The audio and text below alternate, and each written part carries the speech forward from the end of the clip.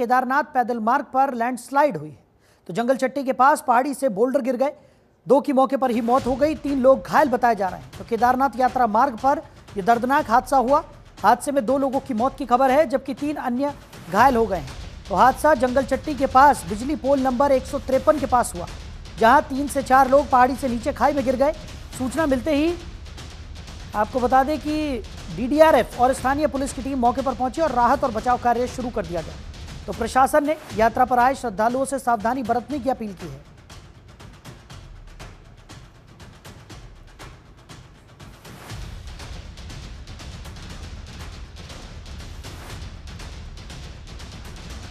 तो जंगल चट्टी के पास पहाड़ी से ये बोल्डर गिरे हैं। बड़ा हादसा केदारनाथ पैदल मार्ग पर हुआ। हादसे में 2 लोगों की मौत हो गई है, 3 लोग घायल बताए जा रहे हैं। तो जंगल चट्टी के पास यह हादसा हुआ है, जहां अचानक पहाड़ी से बोल्डर गिर गए। तो हादसे में 2 लोगों की मौत की खबर है, वहीं 3 लोग घायल बताए जा रहे हैं।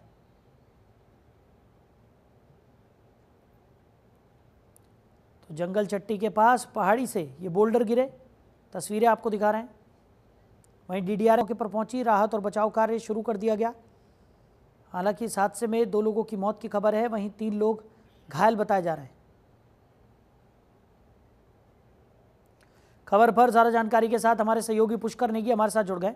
पुष्कर, क्या कुछ निकलकर सामने आ रहा है? जंगल चट्टी के पास पहाड़ी से बोल्डर गिरने से यह दर्दनाक हादसा हो गया, 2 लोगों की मौत हो गई है, 3 लोग घायल बताए जा रहे हैं। राहत बचाव कार्य भी लगातार जारी है, क्या जानकारी मिल पा रही है?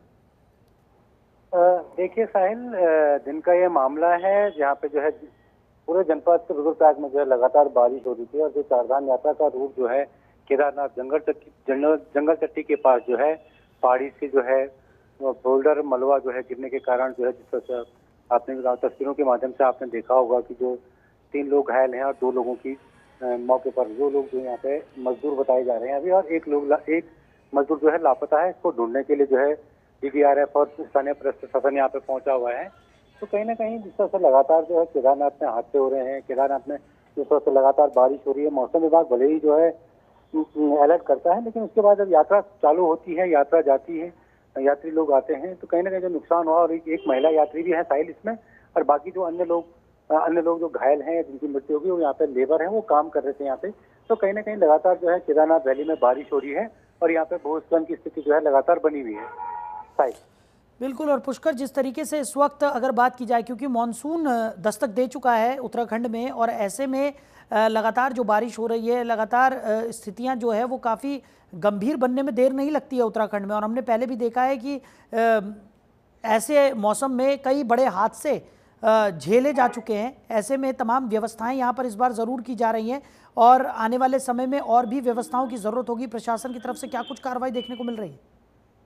बिल्कुल। देखिए साहब, आपने कहा कि प्रशासन जो है लगातार अपनी तैयारियां हो या मॉकड्रिल हो, लगातार आपदा को देख के करता है। लेकिन जिस तरह से केदारनाथ का जो मामला हुआ है, केदारनाथ में जिस तरह से भूस्खलन हुआ है, कहीं ना कहीं वहाँ पे जो 3 लोगों ने अपनी जानें गंवाई हैं और 2 लोग उसमें लापता भी बताए जा रहे हैं। तो कहीं ना कहीं प्रशासन लगातार जो है अपनी तैयारियां तो करता है। लेकिन पिछली बार आपने देखा होगा शायद कि पिछले साल की अगर बात की जाए, सोनप्रयाग से और जो गौरीकुंड वाला एरिया है, यहाँ पे भारी भूस्खलन हुआ था। क्षेत्र वही है, इलाका वही है, हालांकि सड़कें बनाई गई थी, पैदल रास्ता बनाया गया था, लेकिन जिस तरह से बारिश हो रही है और बारिश के साथ भूस्खलन हो रहा है, तो कहीं ना कहीं दिक्कतों का सामना जो है स्थानीय प्रशासन को भी करना पड़ा है, जो यात्री हैं वो भी यात्रियों को भी करना पड़ा है। हालांकि कल से ही जो है प्रशासन ने जो ऋषिकेश से और जो यात्री जो है ऋषिकेश से जो ऊपर जाते हैं उनको 10 बजे से और सुबह 4 बजे तक जो है बैन किया था। हालांकि जिस तरह से मौसम विभाग का जो अलर्ट था, ऑरेंज अलर्ट और रेड अलर्ट, तो पहाड़ी जनपदों में जो ऑरेंज अलर्ट जो है जारी किया गया था, उसका सीधा सीधा असर आपने देखा होगा कि रुद्रप्रयाग जिले में लगातार बारिश हो रही है और यहाँ पे जो है पहाड़ी से बोल्डर मलबा और आपका जो है भारी नुकसान भी जो है इस समय जो है केदारनाथ घाटी को हुआ है, क्योंकि पिछले दिनों आपने देखा होगा हेलीकॉप्टर जो क्रैश हो जाते हैं। तो कहीं ना कहीं प्रशासन तैयारियां जरूर करता है, लेकिन जब धरातल पे और आपदा पे असहाय जो प्रशासन दिखता है, तो कहीं ना कहीं जिम्मेदारी भी बढ़ जाती है। हालांकि रेस्क्यू अभियान अभी भी चल रहा है। एक मजदूर जो है लापता बताया जा रहा है, 3 लोग घायल हैं और 2 लोगों ने इसमें अपनी जान गंवा दी है। साइड बिल्कुल। और पुष्कर, अगर बात की जाए, क्योंकि राहत बचाव कार्य में भी खासा परेशानियों का सामना, चाहे वो डीडीआरएफ हो, एसडीआरएफ हो या तमाम बचाव दल हो, उन्हें करना पड़ता है, क्योंकि मौसम जो है वो साथ नहीं देता। ऐसे में पैदल मार्ग के खास तौर पर अगर बात की जाए तो वहाँ पर काफ़ी ज़्यादा सावधानी बरतने की ज़रूरत भी होती है, क्योंकि इस वक्त भी लगातार हो रही बारिश की वजह से जो पैदल मार्ग है वहाँ पर कीचड़ जमा हो गया है। तो आवागमन में खासा परेशानियों का सामना भी श्रद्धालुओं को करना पड़ रहा है। और केदार यात्रा की अगर हम बात करें तो यहाँ पर बड़ी संख्या में श्रद्धालु पहुँचते हैं। ऐसे में प्रशासन की जिम्मेदारियाँ बहुत ज़्यादा बढ़ जाती हैं और हम देख भी रहे हैं कि पूरी कोशिश यहाँ पर प्रशासन की तरफ से की जा रही है, लेकिन कई बार मौसम साथ न देने के चलते खासा मशक्कत यहाँ पर प्रशासन को करनी पड़ती है। अब बिल्कुल देखिए साहिल, आपने सही कहा कि जिस तरह से अभी तक जो है 28 लाख से ऊपर जो यात्री दर्शन कर चुके हैं और 10 लाख के ऊपर जो है केदारनाथ धाम में यात्री जा चुके हैं दर्शन करके। तो हालांकि अब प्री मानसून भी आ गया है, मानसून की बारिश भी हो रही है और उसके बाद प्री मानसून की बारिश भी हो रही है, क्योंकि लगातार जो है पहाड़ों की अगर बात करी जाए कि यहाँ की जो भौगोलिक स्थिति होती है वो भिन्न होती है, क्योंकि यहाँ पे जो स्थानीय प्रशासन होता है, चाहे जिलाधिकारी हो या पुलिस प्रशासन हो या जीडीआरएफ हो, एसडीआरएफ हो, एनडीआरएफ हो, या जो पैदल रास्तों की अगर बात करूं तो उनको जो है पीएम जसवाई बनाता है, पीडब्ल्यूडी बनाता है। तो विभागों की जिम्मेदारी जरूर बढ़ जाती है, लेकिन जिस तरह से मौसम बदल रहा है, उसके बाद जब बारिश हो रही है और हादसे हो रहे हैं, तभी मौसम विभाग भी अलर्ट जरूर करता है। लेकिन इस बीच जब ऐसी घटनाएं सामने आ जाती है तो मौसम बदलता है, उसके बाद बारिश होती है, भूस्खलन होता है, तो कहीं ना कहीं, और उसके बाद तुरंत वह तथा धूप खिजाना जो है, पहाड़ों से जो मलबा गिरता है वो देखा गया है। तो कहीं ना कहीं लगातार जो है केदारनाथ घाटी में जिस तरह से जो हादसे हो रहे हैं, इन हादसों को रोकने के लिए प्रशासन जरूर अपनी तैयारियां पहले ही कर चुका होता है। पर इस जो कार्रवाई, क्योंकि जंगली जो एरिया होता है शायद वो टफ एरिया होता है, क्योंकि इनको पैदल जाना पड़ता है, तो कहीं ना कहीं जब बचाव राहत कार्य होता है तो इनको दिक्कतों का सामना जरूर करना पड़ना। जिस तरह से आपने भी कहा कि मलबा आ जाता है या कीचड़ आ जाता है, बड़े बड़े बोल्डर आ जाते हैं, तो जो सामान जो है रेस्क्यू करने के लिए ले जाना पड़ता है, जो डीडीआरएफ, एनडीआरएफ, एसडीआरएफ जाते हैं, तो परेशानी जरूर होती है प्रशासन को। लेकिन प्रशासन मौके पर जरूर पहुंचता है, चाहे वो पुलिस प्रशासन हो, चाहे वो डीडीआरएफ हो, एनडीआरएफ हो, और हर समय जो है मदद देने की कोशिश जो है स्थानीय प्रशासन करता है। साहिल, चलिए पुष्कर, हमारे साथ जुड़ने के लिए, इन तमाम जानकारियों के लिए आपका बहुत शुक्रिया।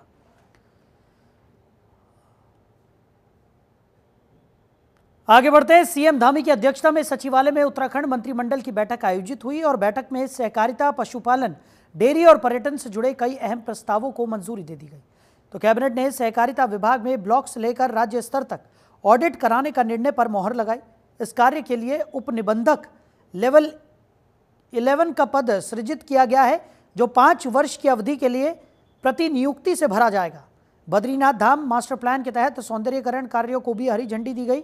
इसके अंतर्गत दीवारों पर आर्ट वर्क किया जाएगा, जिसमें आईएसबीटी की दीवारें भी शामिल होंगी। पशुपालन विभाग से जुड़े महत्वपूर्ण निर्णय में अनुसूचित जाति के लाभार्थियों को मिलने वाली 90% सब्सिडी वाली गाय योजना को डेयरी विभाग की गंगा गाय योजना के साथ मर्ज करने की मंजूरी दी गई।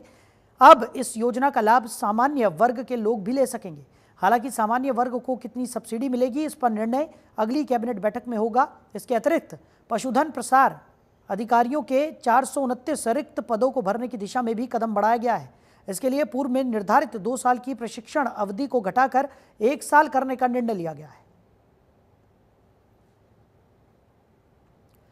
तो सीएम धामी ने नई दिल्ली में केंद्रीय गृह मंत्री अमित शाह से मुलाकात की। सीएम धामी ने उत्तराखंड में साइबर सुरक्षा उत्कृष्टता केंद्र की स्थापना के लिए केंद्रीय गृह मंत्री अमित शाह से 63.60 करोड़ रुपए देने का अनुरोध किया। नई दिल्ली में शिष्टाचार भेंट के दौरान सीएम धामी ने अमित शाह से राज्य के समग्र विकास से जुड़े विभिन्न महत्वपूर्ण मुद्दों पर चर्चा की। सीएम धामी ने कहा कि साइबर सुरक्षा के क्षेत्र में बढ़ती चुनौतियों के दृष्टिगत राज्य में साइबर सुरक्षा उत्कृष्टता केंद्र की स्थापना की जाएगी। यह केंद्र डिजिटल अपराधों की रोकथाम, विशेषज्ञ प्रशिक्षण, साइबर फॉरेंसिक और आधुनिक संसाधनों के विकास में महत्वपूर्ण भूमिका निभाएगा। सीएम धामी ने केंद्रीय गृह मंत्री से राज्य की विद्युत अधोसंरचना की प्राकृतिक आपदाओं से होने वाली क्षति पर चर्चा की। उन्होंने कहा कि छोटे हिमालयी राज्यों की भौगोलिक विषमताओं को ध्यान में रखते हुए विद्युत उत्पादन पारेषण को एनडीआरएफ और एसडीआरएफ के तहत क्षतिपूर्ति के दायरे में लाया जाए। इससे राज्य का आपदा प्रबंधन तंत्र और अधिक प्रभावी और सशक्त होगा।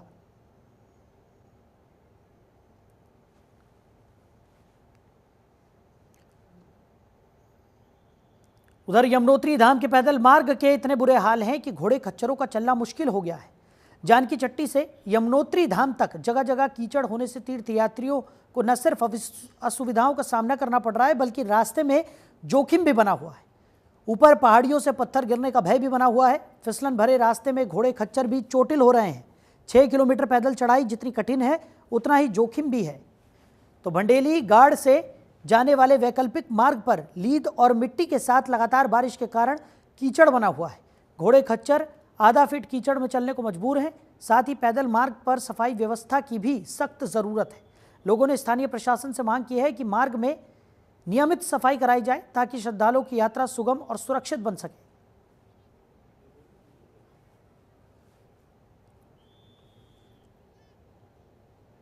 मैं महावीर पौर माही, मैं यमुनोत्री धाम यात्रा व्यवस्था में लगी हमारी यात्रा मजिस्ट्रेट और जिला पंचायत जानकी चट्टी पुलिस प्रशासन से अनुरोध करूंगा कि जो यमुनोत्री धाम का जो पैदल मार्ग भंडेली घाट से यमुनोत्री वाला है उसकी स्थिति बहुत दयनीय है, गंभीर है और कीचड़ ही कीचड़ आजकल रास्ते में देखने को मिल रहा है, जिससे हमारे मजदूर भाई परेशान हैं और कीचड़ में डूबने को मजबूर हैं। मैं अनुरोध करूंगा कि या तो उस रास्ते को बंद किया जाए या उस रास्ते की हफ्ते में कम से कम 2 बार साफ सफाई की जाए और उसके बाद उस रूट का संचालन किया जाए, अन्यथा उस रास्ते को मजदूर हितों के लिए तत्काल बंद किया जाए। यह मेरा विनम्र आग्रह शासन प्रशासन से है। धन्यवाद। उधर सीसीआर सभागार में 6वें राज्य वित्त आयोग के अध्यक्ष की अध्यक्षता में कार्यशाला आयोजित की गई। कार्यशाला में स्थानीय निकायों, त्रिस्तरीय पंचायतों और राजनीतिक दलों के प्रतिनिधियों ने भाग लिया और राज्य के समावेशी विकास के लिए अपने अपने सुझाव साझा किए। आयोग के अध्यक्ष एन रविशंकर ने बताया कि आयोग 1 अप्रैल 2026 से 31 मार्च 2031 तक की अवधि के लिए अपनी सिफारिश देगा। आयोग त्रिस्तरीय पंचायत राज्य संस्थाओं और शहरी स्थानीय निकायों की वित्तीय स्थिति के आंकलन के लिए सभी जनपदों में विचार विमर्श कार्यशाला का आयोजन कर रहा है। राज्य वित्त आयोग की संस्तुति प्रतिशत में होगी।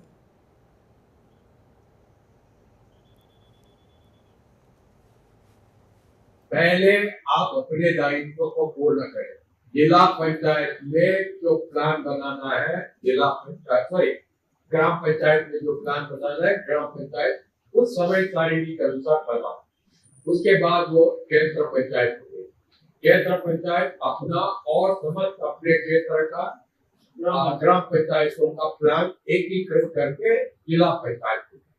जिला पंचायत अपना प्लान समस्त जो 6 ब्लॉक्स है यहाँ के, जिसमें पूरे आपके ग्राम पंचायत सम्मिलित है, सबका एकत्रित करके जिला नियोजन समिति उनके समझ में जब आपने वहां दे दिया तो उनके लिए बाध्यता बन गई है कि उधर अखिल भारतीय किसान महासभा ने शहीद स्मारक पर प्रदर्शन करते हुए बिंदु खत्ता को राजस्व गांव बनाए जाने पर आवारा गौवंश के संरक्षण की स्थायी व्यवस्था किए जाने को लेकर विशाल प्रदर्शन किया।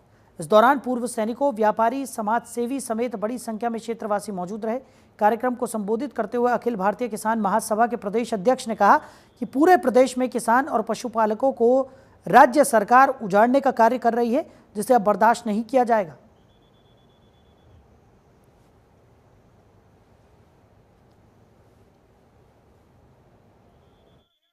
यहाँ पर दरअसल जो हमारी भाजपा की जो सरकार है, इसको हमारा ये कहना है कि ये कॉर्पोरेट ट्रस्ट है। ये हमारे को किसानों को उनकी जमीनों से बेदखल करके और उनके पशुपालन से बेदखल करके वो सारी हमारी खेती, किसानी और हमारी फसलें और साथ में हमारा जो पशुधन क्यों? क्योंकि दुग्ध जो उद्योग।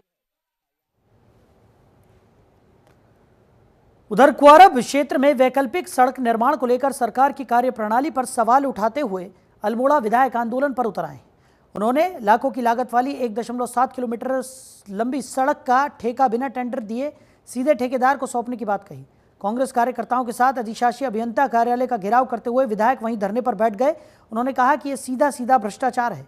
अगर निर्णय वापस नहीं लिया गया तो जन आंदोलन किया जाएगा और मामला विधानसभा में भी उठाया जाएगा। अधिशासी अभियंता प्रांतिक खंड द्वारा 10 करोड़ 30 लाख का जो काम स्वीकृत हुआ था और उस काम को किसी बाहर के ठेकेदार को बिना टेंडर के, जबकि कहीं पे भी ऐसा कोई प्रावधान नहीं है और उसमें अनिवार्यता है कि उसका टेंडर होना चाहिए, लेकिन इन्होंने उस काम को ठेकेदारों को बिना टेंडर के दे दिया गया है और इसमें कहीं ना कहीं भ्रष्टाचार की बुआ। तो हरिद्वार नगर निगम प्रशासन द्वारा भगत सिंह चौक से सेक्टर 2 बैरियर के तीसरे वेंडिंग जोन की स्थापना की कार्रवाई प्रशासन द्वारा शुरू कर दी गई है। लघु व्यापार संगठन के प्रांतीय अध्यक्ष ने कहा कि सीएम धामी के निर्देशन में हरिद्वार नगर निगम प्रशासन द्वारा विकसित किए गए भगत सिंह चौक से सेक्टर 2 बैरियल के तीसरे वेंडिंग जोन को नियम अनुसार पीडब्ल्यूडी, सिंचाई विभाग, प्रशासन, पुलिस प्रशासन के साथ हरिद्वार रुड़की विकास प्राधिकरण सभी विभागों का समन्वय स्थापित करते हुए नगर निगम प्रशासन की एक अच्छी सार्थक पहल माना जा रहा है। सहायक नगर आयुक्त ने कहा कि नगर वेंडिंग जोन को मूलभूत सुविधाओं के साथ कड़े नियमों के साथ उसके संचालन की अनुमति प्रदान की जाएगी। देखने आए हैं कि अगर जो पहले से लग चुके हैं उनको शिफ्ट जहाँ चौड़ी जगह है वहाँ पर किया जाए, तो उसके मद्देनजर आए हुए हैं। पार्षद जी का जो मूल है कि जहाँ पे ऐसे जगह रखा जाए कि कोई विरोध ना हो और चौड़ी जगह पर रखा जाए, और जहाँ पे रखा जाए वहाँ साफ सफाई पूर्ण रूप से रखी जाए और मूलभूत सुविधाओं का भी विशेष ध्यान दिया जाए। तो देखिए, पहली बात तो यह है कि सर्वे नहीं किया जा रहा। 2012 के अंदर पूरे नगर निगम क्षेत्र के 15 वेंडिंग जोन पास किए गए थे, जिसमें से 3 वेंडिंग जोन विकसित किए गए हैं। एक वेंडिंग जोन जो है वो ललकारा पुल का आपने देखा होगा संचालित हो रहा है, किसी पर कोई विरोध नहीं है।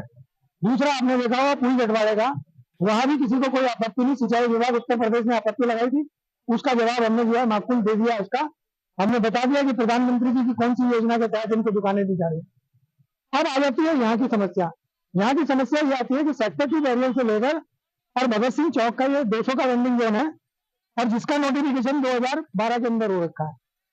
और इसमें जब नोटिफिकेशन किसी चीज का होता है, जब अधिसूचना जारी होती है, तो नीचे से ऊपर तक फाइल चलती है। तो खड़खड़ी क्षेत्र में कुछ मेडिकल स्टोर्स पर खुली दवाइयों के उपयोग और बिना पर्चे की दवाई बेचने की शिकायतें मिलने पर ड्रग इंस्पेक्टर ने त्वरित कार्रवाई की। उन्होंने मौके पर पहुंचकर कई मेडिकल स्टोर्स का औचक निरीक्षण किया, जहां अनियमितताएं पाई गई।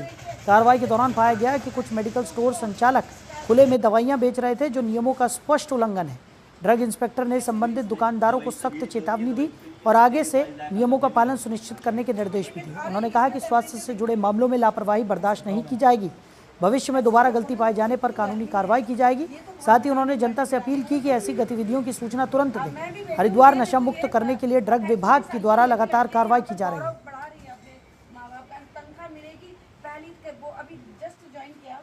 जैसे कि कुछ क्लिनिक से उनकी शिकायतें मिली थी, उनके द्वारा जो है खुली दवाइयां बेची जाती हैं, एक्सपायरी भी हो सकती हैं। वो ऐसी शिकायतें मिली थी खड़खड़ी हरिद्वार, जो कि अपर जो हरिद्वार का जो एरिया है वहाँ से। और हमारे द्वारा आज वहाँ पे विजिट किया गया, एक क्लिनिक था वहाँ पे, विश्वास डॉक्टर विश्वास क्लिनिक। तो वहाँ पे मेरे द्वारा पाया गया ऐसा कि उनके द्वारा खुली दवाइयां जो है पेशेंट को दी जा रही थी। वहाँ पे काफी पेशेंट भी थे। तो ये गलत प्रैक्टिस है। किसी भी डॉक्टर को, अगर वो कोई भी डॉक्टर है, तो उसे खुली दवाइयां नहीं देनी चाहिए। अगर वो दवाई दे रहे हैं तो वो दवाइयां पैक्ड होनी चाहिए। अगर दवाइयां खुली दी जाती है तो उसमें उसकी गुणवत्ता पर असर पड़ता है। और जब भी किसी को कोई दवाई दी जाए तो वो काट करके, अगर उसकी पूरी नहीं देनी है तो काट के दी जा सकती है, बट ओपन करके उस पर दवाई जो होती है वो कंटामिनेट हो जाती है। ऐसे में उन्हें सलाह दी गई कि आप जो है दवाइयां खुली ना दें और दवाइयों की गुणवत्ता बरकरार। तो नगर पालिका में जर्जर खंभे और झूलते तार लोगों के लिए गंभीर खतरा पैदा कर रहे हैं। बिना कवर के तार और गलत बिजली के खंभे हादसों को खुला न्योता देते हुए नजर आ रहे हैं। बिजली खंभों के पास रोजाना अस्पताल और जिम जाने वालों के वाहन खड़े होते हैं। बरसात के मौसम में करंट फैलने का खतरा भी बढ़ जाता है। बिजली विभाग लापरवाही बरत रहा है।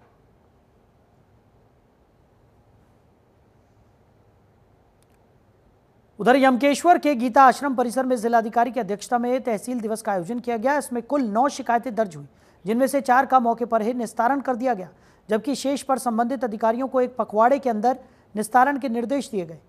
गैड़खाल के ग्रामीणों की पेयजल आपूर्ति संबंधी शिकायत पर जिलाधिकारी ने जल संस्थान के अधिकारियों को निर्देश दिए कि आवश्यक कार्रवाई सुनिश्चित करें। इसके अलावा अन्य शिकायतें राजस्व और नगर निकाय आदि से संबंधित थी।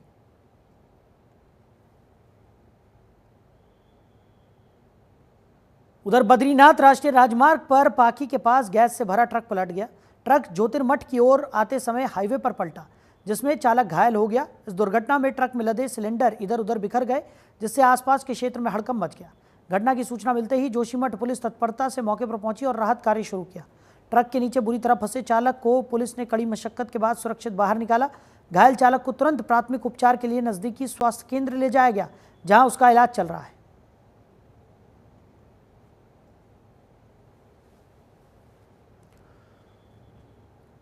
उधर बहादुराबाद थाना क्षेत्र के मूलदासपुर उर्फ माजरा में पटाखा फैक्ट्री में जोरदार धमाका हो गया।